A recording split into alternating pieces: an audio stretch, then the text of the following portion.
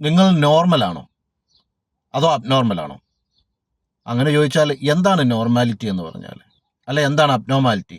ആരാണ് നോർമൽ, ആരാണ് അബ്നോർമൽ? എനിക്കിത് സഹിക്കാൻ പറ്റില്ല, എനിക്കിത് മുന്നോട്ട് പോകാൻ പറ്റില്ല, എനിക്ക് ഇന്ന കാര്യങ്ങൾ വേണം, എനിക്കെങ്കിലേ ജീവിക്കാൻ പറ്റുള്ളൂ എന്ന് ഒരു തീരുമാനമെടുത്ത് മുന്നോട്ട് പോകുന്ന ആൾക്കാരെ അബ്നോർമലായിട്ടാണ് നമ്മുടെ സമൂഹം ഇപ്പോൾ കാണുന്നത്. പെൺകുട്ടികളുടെ അതല്ലെങ്കിൽ സ്ത്രീകളുടെ വിവാഹം കഴിക്കുന്നവരുടെ സമ്പത്ത് കൊണ്ട് ജീവിക്കാം, അതല്ലെങ്കിൽ അവരുടെ സമ്പത്ത് ഉപയോഗിക്കാം എന്ന് നിങ്ങൾ നിങ്ങളുടെ കുട്ടികളെ പറഞ്ഞ് പഠിപ്പിക്കുന്നുണ്ടെങ്കിൽ, അങ്ങനെ ഒരാശയം നിങ്ങളുടെ കുട്ടികൾക്ക് നിങ്ങൾ കൊടുക്കുന്നുണ്ടെങ്കിൽ, ആ ആൺകുട്ടിയുടെ അവൻ വളർന്നു വരുന്ന ആ പുരുഷൻ്റെ ജീവിതം എന്ന് പറയുന്നത് തകർക്കുകയാണ് നിങ്ങൾ ചെയ്യുന്നത്.